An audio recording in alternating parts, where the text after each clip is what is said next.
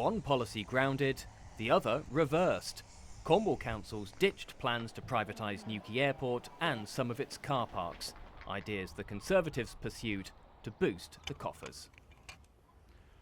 The Tories wanted a private company to put in cameras to improve enforcement in its car parks. They thought it could raise an extra £2 million in revenue annually, but the brakes have now been applied. It really wasn't clear that it was going to raise the extra revenue that was put down in the budget. That was sort of aspirational. We've all heard how some other operators of car parks, particularly these private ones, people do find them very hard to deal with. They find that they're sort of unreasonable in their approach, not really open to appeal where something's gone wrong. So hopefully by continuing in the way that we have been, we can reassure people that those car parks are there to meet the needs of those communities. The authorities also dropped controversial plans to bring in a private operator here for Newquay Airport. They wanted that company to develop the estate to help grow the local economy, but also take on shouldering some of the millions of pounds the council currently subsidises the airport for. But as far as the new administration's concerned, that deal they inherited was unwanted baggage.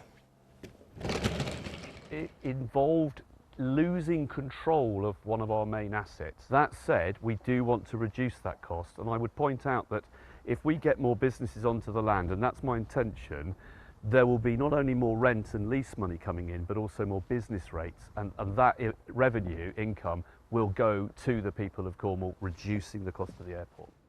The council claims its finances weren't helped by this month's spending review, though. The government insists authorities' core spending power will increase in future, but the authority says that's predicated on council tax bills increasing by 5% each year. To put that into perspective, the average bandy council tax bill in Cornwall 3 years ago was just over £2,000. This year that figure's increased to around £2,500. And if bills go up by 5% each year for the next 3 years, that'll come to just shy of £3 grand.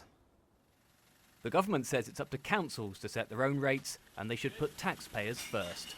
But Cornwall Council feel they're being left with no choice.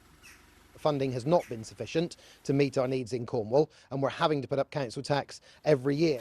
All councils are being forced in that direction because otherwise there'll be a real term cut in services to the people of Cornwall. So we've got to try and balance up again the pros and cons of how we do that, what money's needed, for vulnerable people, for social care, for housing.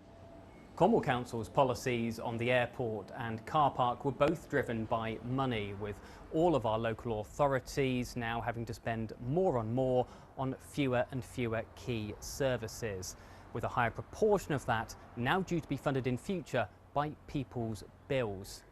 But will that be enough to stop their predicament becoming terminal?